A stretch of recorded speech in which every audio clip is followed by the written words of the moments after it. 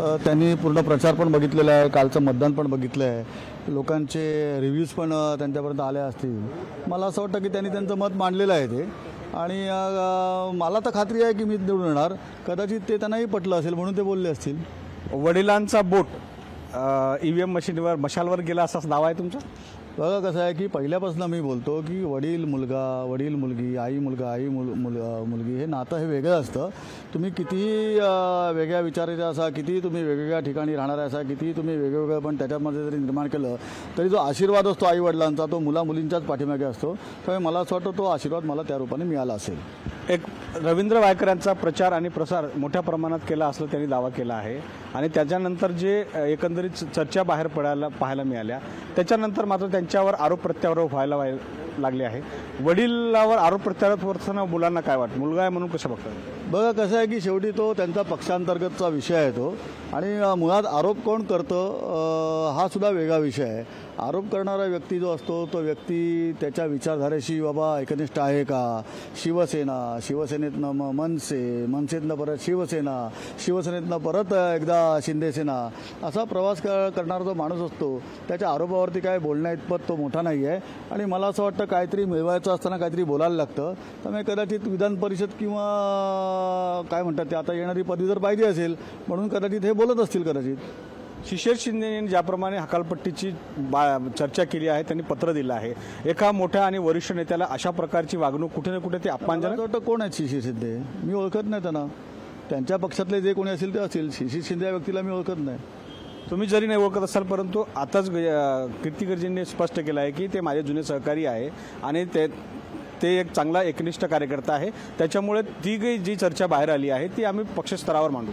मी मगाशी पण तुम्हाला हेच सांगितलं की ज्यावेळेला एखाद्या व्यक्तीला काहीतरी पाहिजे असतं, मग ती राज्यपाल नियुक्त विधान परिषद असून दे किंवा येणारी जी पदवीधरची तिकीट असून दे, कदाचित त्याच्यासाठी हे काहीतरी बोलत असावेत असा माझा त्यांच्यावरती आरोप आहे. पक्ष सोडत असताना तुम्हालाही त्यांनी आग्रह केला, वडिलांनी असं म्हणणं आहे त्यांचा आत्ताच पत्रकार परिषदेमध्ये आग्रह केला, तुम्ही त्यांच्या आग्रहाला धुडकावला आणि तुम्ही इथेच थांबले, त्याचा कुठे ना कुठे तुम्हाला फायदा होईल असं वाटतं? बघा, आग्रह सर्वांनीच केला. मला माझ्या वडिलांनी सुद्धा आग्रह केला होता आणि एकदम टोकाचा आग्रह केला होता. तरी पण मी माझ्या विचारांवरती आणि माझ्या निर्णयावरती ठाम होतो आणि त्याचं प्रत्यय मला असं वाटतं मला जे तिकीट मिळालं त्याच्यातनं आलं आहे. आणि जे काही महाविकास आघाडीचे आणि खास करून शिवसेनेचे जे पदाधिकारी कार्यकर्ते होते त्यांनी जे काय माझ्यासाठी उन्हातान्हात काम केलं आहे ना, त्याच्यामुळे हा विजय माझा नक्की आहे. कीर्तिकरांच्या निधीचा वापर तुम्ही तुमच्या प्रचारासाठी केला असाही आरोप केला जातो? नक्कीच ना. मी पहिल्यापासून सांगतोय की 9 वर्ष ते ज्यांनी निवडून दिलं आहे, मग मी अमोल कीर्तिकर असं आहे त्यांना निवडून आणणारा प्रत्येक पदाधिकारी प्रत्येक कार्यकर्ता हा काम करत होता आणि तो निधी वापरत होता.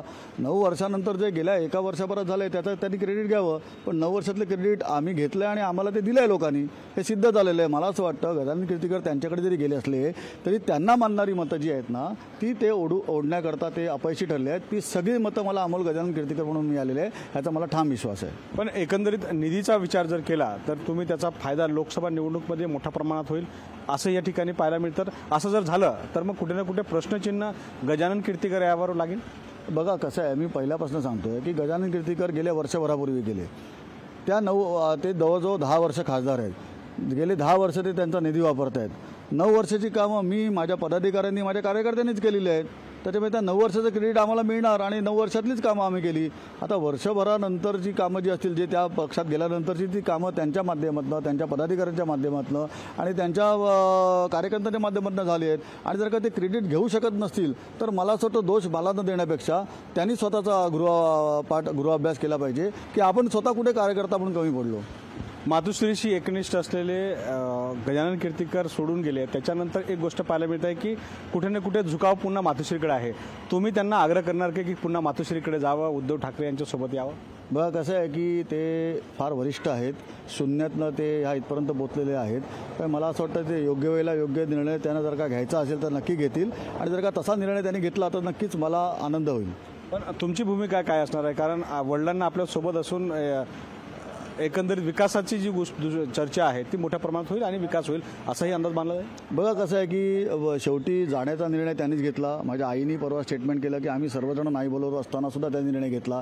तेव्हा बोलता बोलता ते बोलले सुद्धा मी एकटा पडलो माझ्या कुटुंबात आणि नक्कीच माझे काका असतील, माझ्या बहिणी असतील, माझे जे कोणी कुटुंबीय असतील ते 100% माझ्या बाजूने उभे होते आणि मला असं वाटतं त्याच्याच जोरावरती मी या निवडणुकीमध्ये उभा राहिलो आणि या निवडणुकीमध्ये मी सर्वांना सामोरा गेलेलो आहे. एकनाथ शिंदेजींनी त्यांना पक्षात प्रवेश घेण्यासाठी एक मोठ्या प्रमाणात कार्यक्रम आयोजित केला होता. मात्र त्यावेळेस त्यांची मोठी ताकद होती, त्यावेळेस त्यांचा सन्मान होता. परंतु आता अशा प्रकारचे जे कार्यकर्ते त्यांच्यावर आक्षेप घेत असेल हा त्यांचा अपमान नाही असं वाटतं. बघा कसं आहे की एखाद्याचा वापर करायचा आणि नंतर सोडून द्यायचा ही कार्यप्रणाली ज्या पक्षाची आहे त्या पक्षाच्या बरोबर ते गेले असल्याकारणाने मला असं वाटतं की अशा पद्धतीची त्यांच्यावरती पण थोडीशी भावना निर्माण झाली असावी. मला असं वाटतं त्याचा विचार त्यांनी आणि त्यांच्या पक्षातल्या पदाधिकाऱ्यांनी कार्यकर्त्यांनी केला पाहिजे. व्हिडिओ जर्नलिस्ट मस्तानसह विनोद राठोड, लोकशाही मराठी, मुंबई. लोकशाही मराठी ऐका, पहा, जागरूक रहा.